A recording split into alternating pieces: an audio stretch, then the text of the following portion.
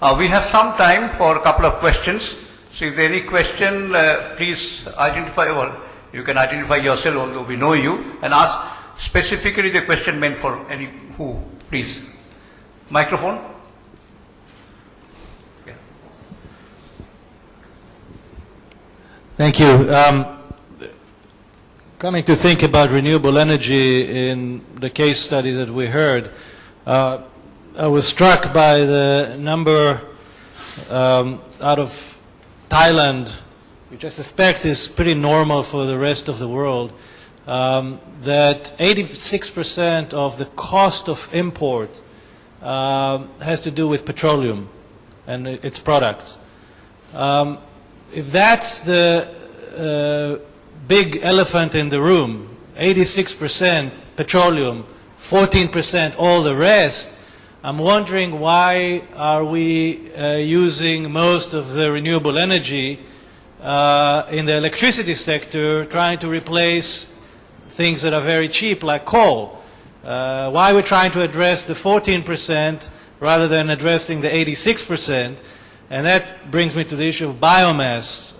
When I see the biomass being used as a source of electricity, I think that's not the most economic use of the resource if indeed 86% of the cost of import is petroleum. So the question is, what are your thoughts about using, because you all have countries that are rich in biomass, in the use of biomass as an alternative to petroleum, and I'm putting aside the issue of ethanol from food crops, but we know that there are a lot of new technologies of second generation biofuels that do not involve food crops, and they can be, we can use non-food crops, biomass, as a feedstock for alternative fuel production to be used in the transportation sector to replace this 86%.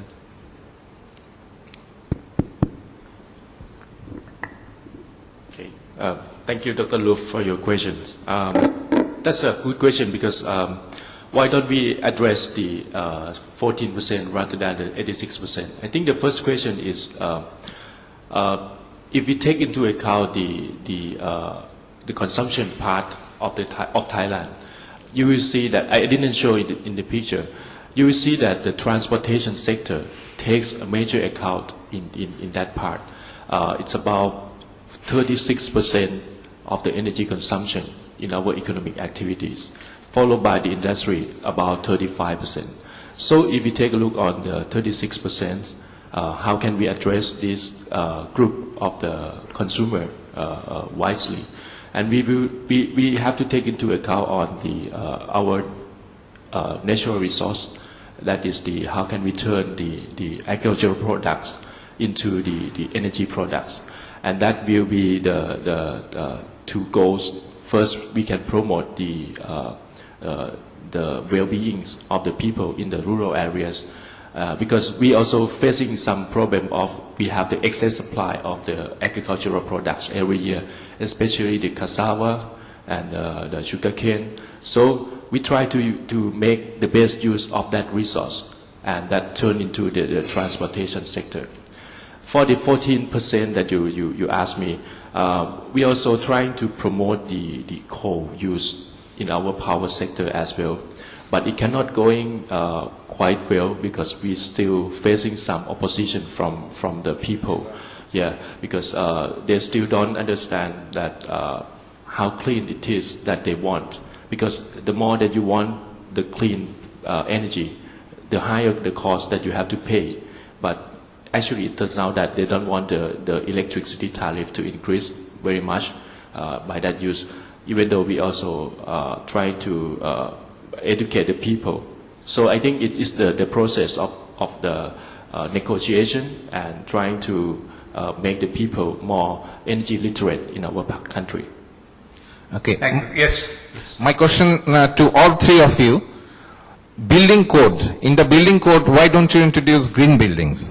In many countries, the building code has got the concept of green building. This is one. Second, in your major cities, why don't you have solar lights? Even in Afghanistan, you go to Afghanistan, you just step out of the Kabul airport. Kabul airport has got solar banks. Kabul city in the evening having See, these you solar want lights. all the major cities to have solar lights. Should start, because in the city, it's a considerable amount of electricity generated. I don't know whether they can answer that question. Mr. Saleh, I don't know whether they can answer that question. Why major cities don't use solar line? That is not in their hand. It's the particular government corporation who can answer that question. Anyway, who would like to answer? His Excellency would like to answer. It's working. Thank you for your question. As I mentioned in my speech, for our country, it's very, very useful hydropower because, as I mentioned, I was working as ambassador in Pakistan, and more than 5 years I am in India. I meet many people who is making equipment, especially in India. Some company came to our embassy, listened to our ministers. Particularly I talked to our former Minister of Energy, Mr. Gulshan.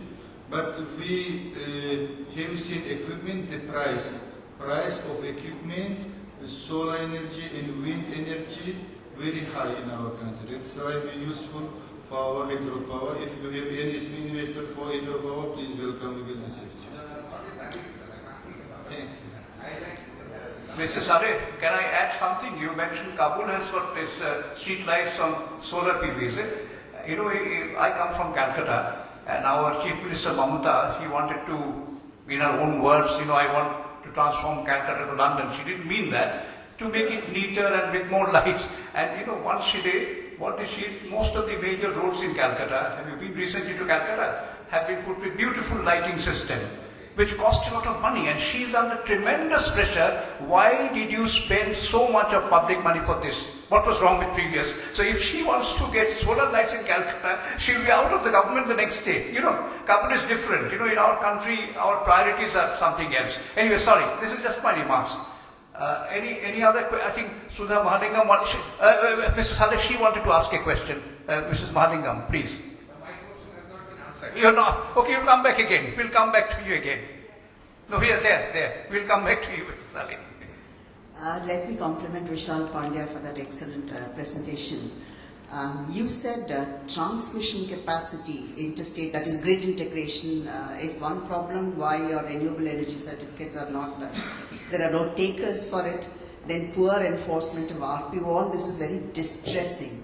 But what about open access? Has that been operationalized? Are there too many surcharges, cross-subsidy surcharge, etc.? Can't you enter into buyers in other states if transmission capacity is available? Transmission had little to do with the REC and RPO enforcement. Transmission had little to do with the RPO enforcement. It was primarily lack of willingness on the enforcement because, as Mr. Dasgupta pointed out, it adds to the cost, and electricity is still a touchy subject. So, on the open access, like Tamil Nadu is quite open for open access within state, but they don't allow power transfer, especially sale of electricity in the other regions. And renewable being variable in nature, especially wind and small hydro, where we have large dominance, there are virtually no open access transactions happening outside state. Now, intra-state markets are growing, primarily in Maharashtra, Karnataka, Andhra, Tamil Nadu. A lot of wind power, and wind and solar and small hydro guys putting capacity in the state, selling to either industrial or commercial consumers, paying all those top-up charges, transmission charges, cross-subsidy, but there are entry barriers. Not every state is open. Maharashtra is not that receptive. They openly deny open access. When the regulator, we heard in last year, saying that if a state is not able to meet renewable purchase obligation, why do you give them open access? Because through open access, people go for this capital incentive, incentives, GPI, and also for REC, that makes their IRR better and secure, their future energy requirement. But yes, there are challenges. Thank you. One last question, Mr. Saleh. You had some. build a new building, You'll answer. like hotels and others, if you start with it, then your energy consumption of this building will be much less. Yes, that's in Thailand. Thank you for your question. In Thailand, we also promote the building code, and we have done it quite a few years already.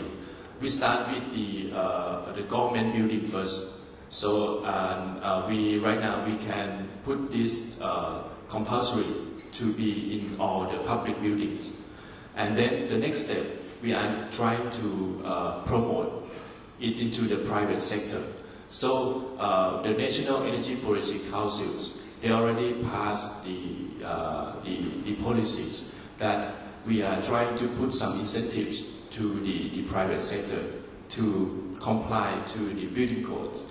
But what we found that is the major obstacle is in order to audit the building, we need to train the people to be a good auditor for the building. And Thailand is now in the process. So that's why we cannot move that fast from the voluntary to compulsory.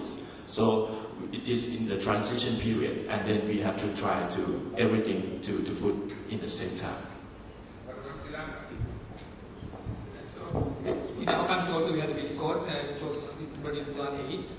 It's under revision now. In our present building code is applicable for commercial and industrial sector. But there's no mandatory requirement for renewable energy there. But in the revision, we are looking at that, including rainwater harvesting, then minimum percentage of renewable energy. So that will be implemented within 1 year or 2 years. And also recently we implemented this energy management auditor as a mandatory requirement. And that all these high-end consumer sector, they have to have energy manager, it's a mandatory requirement, and they have to report their energy data yearly.